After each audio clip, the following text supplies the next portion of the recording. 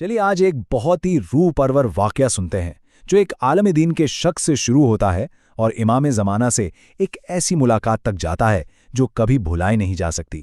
یہ ایک ایسا واقعہ ہے جو آپ سمجھیں کہ عقل کی حدوں سے پرے سیدھا ایمان کی گہرائیوں میں اترتا ہے۔ تو چلیے اس واقعے کی گہرائیوں میں اترتے ہیں۔ یہ واقعہ ہے ایک عالم کے شک کا، ایک غیبی اشارے کا، اور ہاں، ایک ایسی ملاقات کا جو آنکھوں سے نہیں بلکہ سیدھا روح سے محسوس کی گئی۔ تو شروع کرتے ہیں پہلے حصے سے، شیخ اسد اللہ کا شک۔ اس واقعے کے جو مرکزی کردار ہیں وہ ہے مرحوم شیخ اسد اللہ، ایک بہت ہی بڑے عالم جن کے ذہن میں ایک سوال نے آپ کہہ سکتے ہیں ایک بے چینی سی پیدا کر دی تھی۔ سوال کیا تھا؟ سوال یہ تھا، کیا ایک ہی وقت میں امیر المومنین علیہ السلام کا 40 جگہ موجود ہونا ممکن ہے؟ اب دیکھیے، شیخ اسد اللہ اس روایت پر غور و فکر کر رہے تھے، اور یہ بات سمجھنا بہت ضروری ہے کہ یہ کوئی ایمان کی کمزوری نہیں تھی، بالکل نہیں۔ یہ تو ایک عالم کی علمی جستجو تھی۔ وہ اپنے عقیدے کو دلیل کی بنیاد پر، لاجک کی بنیاد پر سمجھنا چاہتے تھے۔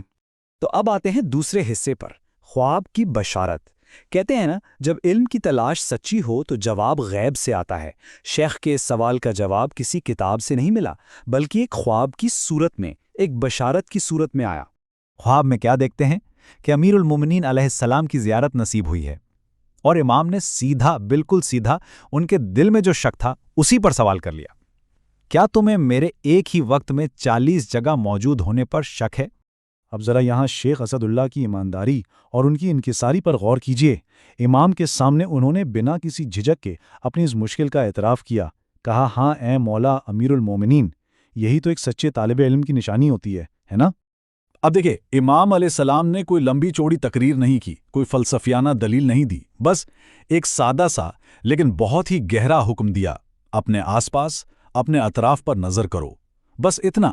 یہ وہ لمحہ تھا جہاں دلیل کی جگہ مشاہدے نے لے لی۔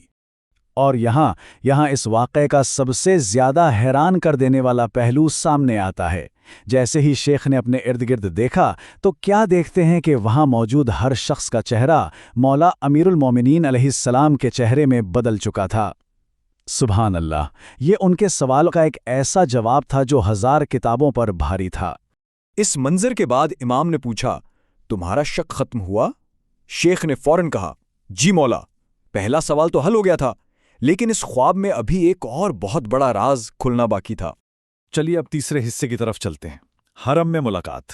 جب شک دور ہوا نا تو دل میں ایک اور آرزو نے جنم لیا، اور وہ آرزو تھی اپنے وقت کے امام سے ملاقات کی خواہش۔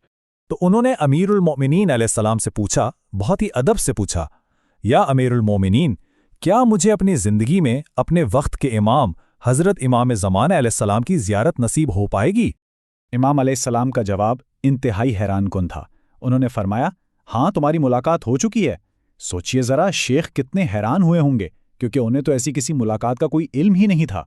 تب امام علیہ السلام نے انہیں وہ پورا واقعہ یاد دلایا۔ فرمایا، میرے حرم میں فلاں دن جب تم نماز پڑھ رہے تھے، یاد کرو، تمہارے پیچھے ایک سید نماز پڑھ رہے تھے، اور ان کی قرات میں ایک عجیب جاذبیت تھی، ایک خاص کشش تھی جس نے تمہیں اپنی طرف کھینچ لیا تھا۔ اور پھر امام نے شیخ کے دل کی کیفیت کو بالکل ویسے ہی بیان کیا جیسی تھی۔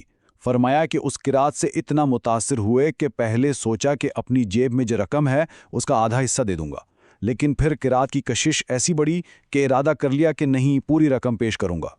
اور پھر جب نماز ختم ہوئی اور شیخ نے اپنا ارادہ پورا کرنا چاہا تو ان سید نے ان کی طرف رخ کیا اور فرمایا، تم کو کل ان پیسوں کی ضرورت ہوگی، ضروری نہیں کہ مجھے دو۔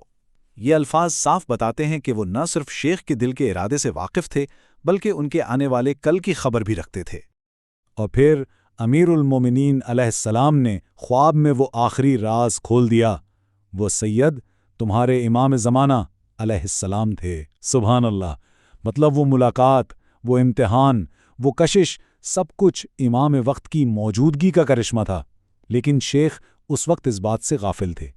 تو اب آتے ہیں اپنے آخری حصے پر، اس واقعے سے ملنے والے اسباق۔ اس پورے حیران کن واقعے سے آخر ہم کیا روحانی سبق سیکھ سکتے ہیں؟ کیا ٹیک اوے ہیں ہمارے لیے؟ اس پورے واقعے سے اگر ہم غور کریں تو 3 بہت ہی اہم نتیجے نکالے جا سکتے ہیں۔ پہلا، امام علیہ السلام کی روحانی جاذبیت۔ دوسرا، امام کا علم غیب۔ اور تیسرا، ایما کے حرم میں چوکنا رہنے کی اہمیت۔ دیکھیے یہ واقعہ ہمیں کیا سکھاتا ہے۔ پہلی بات کہ امام زمانہ میں ایک ایسی روحانی کشش ہے جو ہمیں اپنی طرف کھینچتی ہے۔ دوسری بات کہ امام ہمارے دل کے رازوں اور ہمارے مستقبل سے بھی پوری طرح آگاہ ہیں۔ انہیں ہمارے مال کی، ہمارے پیسوں کی حاجت نہیں، وہ تو ہماری نیتوں کو پرکھتے ہیں۔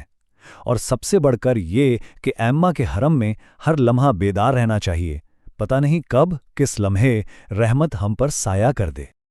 آخر میں یہ واقعہ ہم سب کو ایک بہت ہی گہرے سوال پر غور کرنے کی دعوت دیتا ہے۔ وہ سوال یہ ہے کہ ہم اپنی زندگی میں کن موقعوں پر غفلت کا شکار ہو جاتے ہیں، کہاں رحمت ہمارے بالکل قریب ہوتی ہے اور ہم اسے پہچان نہیں پاتے۔ شاید اس پر غور کرنا ہی اس واقعے کا اصل سبق ہے۔ ڈیلی ایک نئے واقعہ کے لیے سبسکرائب کر کے سفر کا حصہ بنو۔